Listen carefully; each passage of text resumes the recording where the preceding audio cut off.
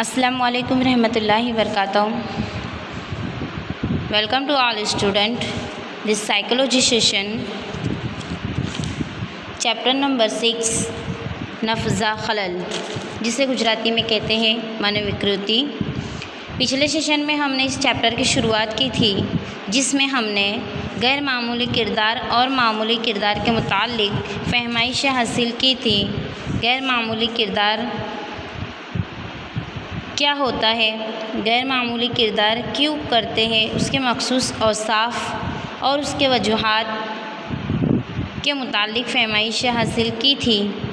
اب ہم دیکھتے ہیں کہ نتیجتاً غیر معمولی کردار کی فہمائش فراہم کرنے کے لیے کچھ ماڈلز بتائے گئے ہیں. تو آج کا ہمارا ٹاپک ہے غیر معمولی کردار کی فہمائش کے ماڈلز.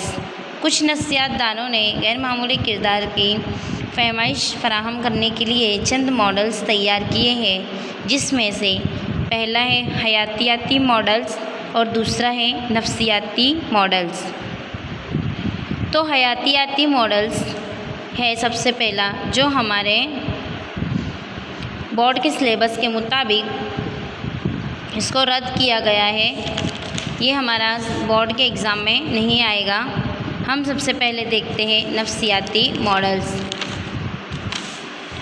غیر معمولی کردار کو سمجھنے کے لیے الگ الگ صورتحال میں نفسیات میں جو وجود میں آئے ہیں اس کے اہم ماڈلز ہیں. نفسیاتی ماڈلز کے یہ اہم ماڈلز ہیں الگ الگ. پہلا ہے تحلیل نفسی کے متعلق ماڈلز، دوسرا ہے کرداری ماڈل، تیسرا ہے بشریاتی ماڈل، چوتھا ہے وقوفی ماڈل اور پانچواں ہے بین الانفرادی ماڈل یا بین انفرادی ماڈل. یہ 5 ماڈل نفسیاتی ماڈلز ہیں. غیر معمولی کردار کے لیے ذمہ دار شخصیت کے پہلو، صدماتی تجربات، زندگی کے ابتدائی سالوں کے تجربات وغیرہ کا مطالعہ نفسیاتی ماڈلز کے ذریعے کیا جاتا ہے. تو سب سے پہلے ہم سمجھتے ہیں تحلیل نفسی سے متعلق ماڈل، جسے گجراتی میں کہتے ہیں منووشلیشناتمک پرتیمان. تحلیل نفسی سے متعلق ماڈل سگمنڈ فرائیڈ کے نظریے پر منحصر ہے. ایک مارکس میں تمہیں پوچھا جا سکتا ہے کہ تحلیل نفسی سے متعلق ماڈل یہ کس کے نظریے پر منحصر ہے؟ تو ڈاکٹر سگمنڈ فرائیڈ کے نظریے پر منحصر ہے. انہوں نے اپنی معالجاتی تجربات کی بنا پر یہ ماڈل ظاہر کیا ہے. اب ہم اس ماڈل کے ذریعے اہم تاثرات کی فہمائش حاصل کریں گے. تو سب سے پہلے انہوں نے بتایا ہے شعوری اور لاشعوری یا غیر شعوری ذہن کے بارے میں، جسے گجراتی میں کہتے ہیں چیتن من અને અચેતન من. چیتن અને اچیتن. تو فرائیڈ کی رائے کے موجب غیر معمولی کردار کے لیے غیر شعوری ذہن میں وقوع پذیر احتباسی احساسات، ہیجانات، المناک تجربات ذمہ دار ہیں. اس سے پہلے ہم یہ سمجھتے ہیں کہ شعوری ذہن، غیر شعوری ذہن اور نیم شعوری ذہن کیا ہوتا ہے. تو فرائیڈ کی رائے کے مطابق غیر معمولی کردار کے لیے سب سے ذمہ دار کچھ پوائنٹ ہے، تو وہ ہے غیر شعوری ذہن. غیر شعوری ذہن کی وجہ سے انسان غیر معمولی کردار ادا کرتا ہے. انہوں نے ذہن کے 3 قسم کے ذہن بتائے ہیں: شعوری ذہن، نیم شعوری ذہن اور تیسرا ہے غیر شعوری ذہن. انہوں نے ظاہر کیا ہے کہ شعوری ذہن، نیم شعوری ذہن اور غیر شعوری ذہن کے تصادم فرد کو غیر معمولیت کی جانب لے جاتے ہیں. شعوری ذہن میں ایسے واقعات اور تجربات منعکس ہوتے ہیں کہ جن میں فرد مکمل طور پر بیدار و اجاگر ہوتا ہے. میں نے آپ لوگوں کو 11th میں بھی بتائی تھی، شعوری طور پر اجاگر بیدار ہونا، یعنی کہ کوئی واقعات تجربات ہو تو شعوری ذہن میں فرد مکمل طور پر بیدار ہوتا ہے اور اجاگر ہوتا ہے، لیکن غیر شعوری ذہن میں احتباسی احساسات اور تجربات وقوع پذیر ہوتے ہیں اور فرد کے لیے قابل چیلنج، المناک اور توہین آمیز ثابت ہوتے ہیں، جس میں فرد ذہنی طور پر بیدار اجاگر نہیں ہوتا۔ جیسے کہ اگر کوئی ایک کلاس روم میں اسٹوڈنٹ بیٹھا ہے لیکن وہ فزیکلی طور پر کلاس میں بیٹھا ہے لیکن ذہنی مینٹلی طور پر وہ کہیں پر غیر حاضر ہے تو وہ ہوگا غیر شعوری ذہن۔ کتنی مرتبہ ایسا ہوتا ہے کہ ہم محفلوں میں بیٹھتے، کلاس روم میں بیٹھتے، سب کے ساتھ بیٹھتے ہیں تو ہم فزیکلی طور پر وہاں پر حاضر ہوتے ہیں لیکن مینٹلی طور پر ہم حاضر نہیں ہوتے، یعنی کون کیا بول رہا ہے، کیا پوچھ رہا ہے، وہ ہمیں وہ تمام چیزوں سے ہم موافق نہیں ہوتے، تو وہ ہمارا غیر شعوری ذہن ہوتا ہے۔ تو یہ فرد کے لیے قابل چیلنج، المناک اور توہین آمیز ثابت ہوتا ہے۔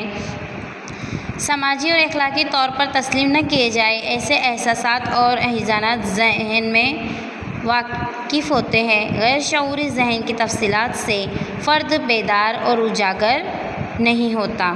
یہی چیز کو سمجھانے کے لیے فروئڈ نے شعوری اور غیر شعوری ذہن کی نہایت ہی آسان سی فہمائش بتائی ہے، برفیلی چٹان کی مثال دے کر کہ جس طرح سمندر میں تیرتی ہوئی برفیلی چٹان کا نہایت ہی تھوڑا حصہ پانی کے باہر سطح پر دکھائی دے رہا ہے، یہ اوپر آپ کو دکھائی دے رہا ہوگا کہ نہایت ہی تھوڑا حصہ ہے جو پانی کی سطح پر باہر دکھائی دیتا ہے، جبکہ بڑا حصہ یہ پانی کی سطح کے اندر ہوتا ہے۔ پانی کے اندر واقع موجود برفیلی چٹان کے حصے کو ہم غیر شعوری ذہن اور پانی کے اوپر تیرنے والے حصے کو شعوری ذہن کے طور پر ظاہر کر سکتے ہیں، یعنی کہ یہ برفیلی چٹان کے مطابق دیا گیا ہے تو چھوٹا حصہ ہے وہ ہمارا شعوری ذہن اور جو بڑا حصہ ہے وہ ہمارا 90% وہ ہمارا غیر شعوری ذہن کے طور پر فروئڈ نے اس کو ظاہر کیا ہے۔ غیر شعوری ذہن میں وقوع پذیر تفصیلات کسی نہ کسی حیت میں باہر آنے کی کوشش کرتے ہیں، کبھی کبھار وہ تحریری گویائی غلطی کی حیت میں، کبھی کبھار وہ خواب کے طور پر، کبھی کبھار غیر معمولی کردار یعنی کہ ناخن کترنا، پیر ہلانا، ایک ہی عمل کو بار بار کرنا، تو کبھی کبھار نفسی خلل کی حیت میں باہر آتے ہیں۔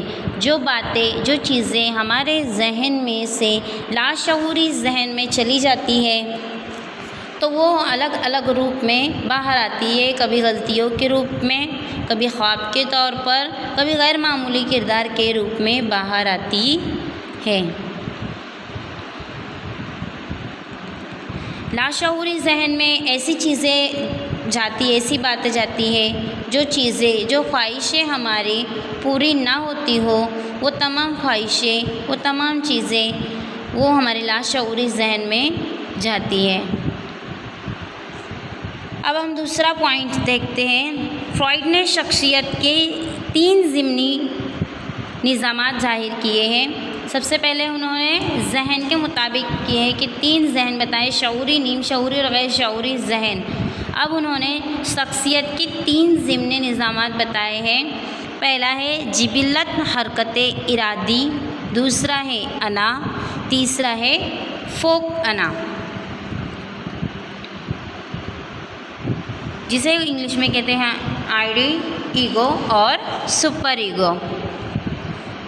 سب سے پہلے ہم دیکھتے ہیں جبلت حرکت ارادی۔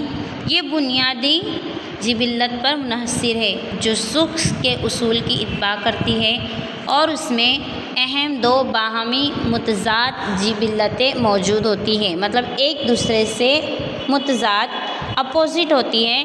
سب سے پہلے حیاتی فطری جبلت، دوسرا ہے موت کی فطری جبلت، تو یہ ایک دوسرے سے اپوزٹ ہیں۔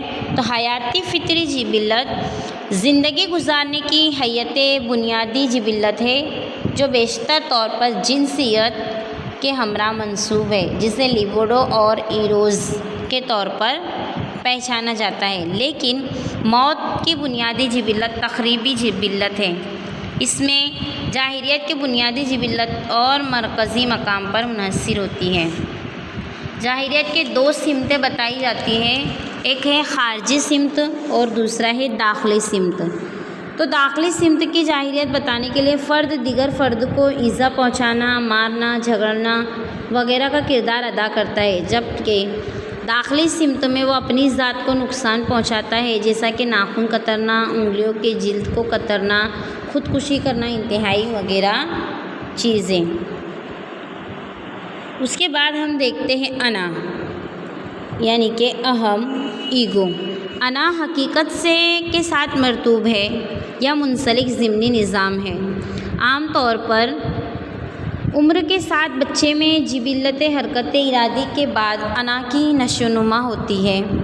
انا ایک ضابط کا رول ادا کرتی ہے اور وہ شعوری ذہن کے ہمراہ منسوب ہوتی ہے۔ زندگی اور صورتحال کی حقیقت کو مد نظر رکھ کر جبلت حرکت ارادی کے مطالبات سے نمٹنے کے لیے ضبط قائم کرنے کی کوشش کرتی ہے، یہ ہوتی ہے انا۔ اس کے بعد ہم دیکھتے ہیں فوق انا، یعنی کہ سپر ایگو، اوپری اہم۔ فوق انا یہ آدرش واد اخلاقیت کے ساتھ منسوب ہے۔ فوق انا سماج میں تہذیب، اصول، آدرشوں، رسم و رواجوں، عقیدوں کے ساتھ منسلک ہے۔